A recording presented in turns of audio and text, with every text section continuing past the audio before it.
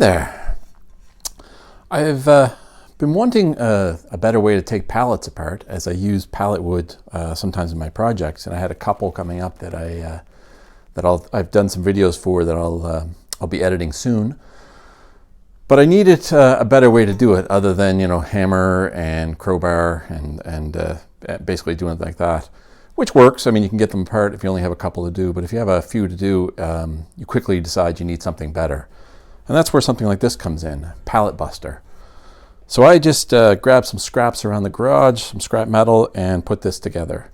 And it turned out it worked really well. I think you're going to enjoy the video. I actually had to build it twice, as you'll see in the video.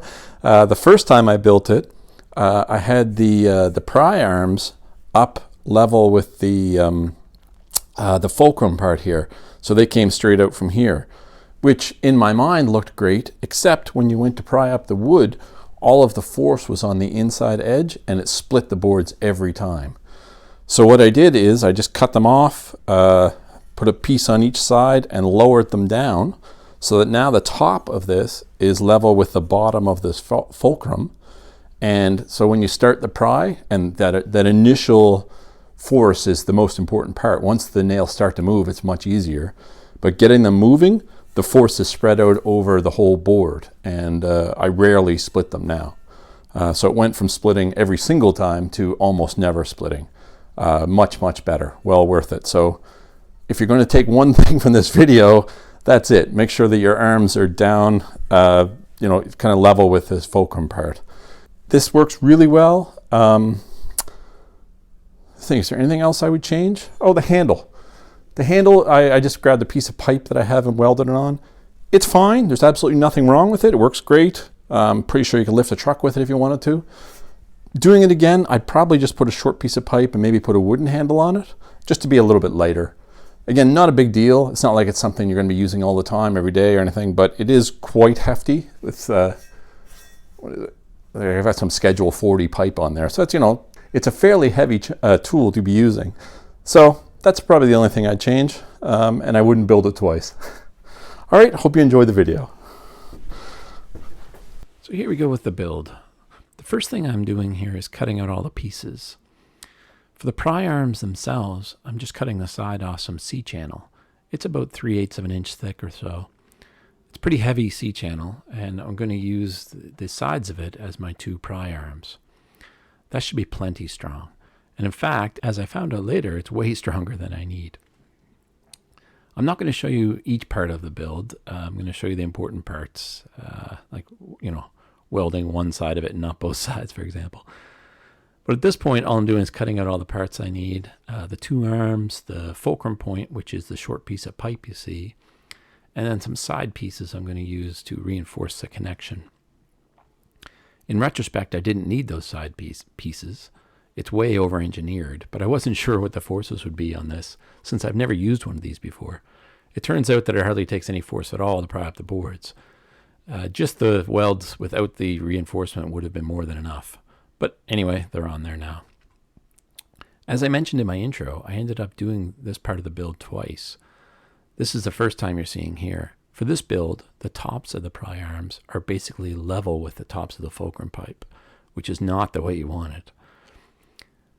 I've never used one of these Pallet Busters before. I saw a picture of a guy using one once somewhere or other, and then I Googled it and found out that you can actually buy them commercially. But of course, that's not what we're here to do. We don't buy things, we build them. There are other YouTubers who have made different versions as well that you should check out before you build yours. The more ideas you look at, the better results you'll have. I took the basic idea I had from what I saw and made up my design as I went along, which is how I made the pretty fundamental mistake of misplacing my pry arms. And if you're wondering why I'm using my TIG instead of my MIG welder, only because it was hooked up and I was too lazy to switch it over. The MIG would have been a lot faster for something like this, but here I am using my TIG. I wasn't really worried about the weld quality at this point. I'm just kind of rushing it along here. It's fine. It's plenty strong and everything. It's not the most beautiful welds I've ever done, But again, this is just a rough tool, so I didn't really care. Again, the MIG would have been a better choice, really. It's funny how long you can need a tool like this and put off making it. I've wanted something like this for a long time and even had the idea a while ago, and I don't know why I didn't do this years ago. So here I am giving it a try using this Pallet Buster, and as you can see, the boards all split as I worked on them. I tried a couple of different ways, but I couldn't make it work well. I even took it away after that and painted it, thinking it was going to be good enough. But after I tried it again, I realized this just isn't what I wanted. I was wasting too much wood. Once I identified the issue and exclaimed out loud, "Oh, you stupid dolt," or something like that, YouTube friendly, the fix was pretty obvious. At this point, I wasn't 100% sure the fix was as obvious as I thought, but looking at the mechanics of it, it looked like it should work by just lowering those pry arms. So the idea is to get the tops of the arms level with the pivot point at the bottom of the fulcrum. So that's what I'm kind of doing here, lining things up. This all ends up mostly straight, or at least, as straight as something made out of scrap ever is. I just tacked them and straightened it up after, so it looks a little crooked there. Once the welding's done, I take it out and cool it off a bit in some snow and give it a try.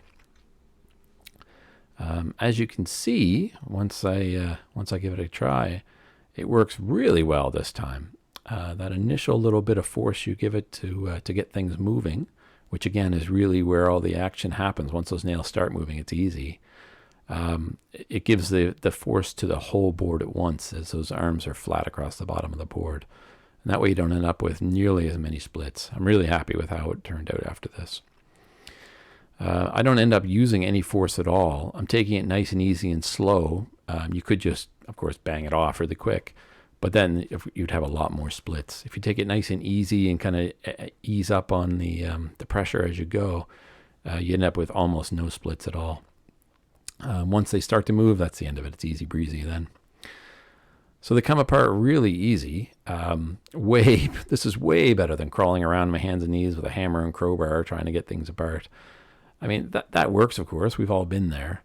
But the whole reason we're looking at videos like this is to get something faster. And this is way, way better. So now that I've got it working, just throw on another coat of paint. And that's the end of this project.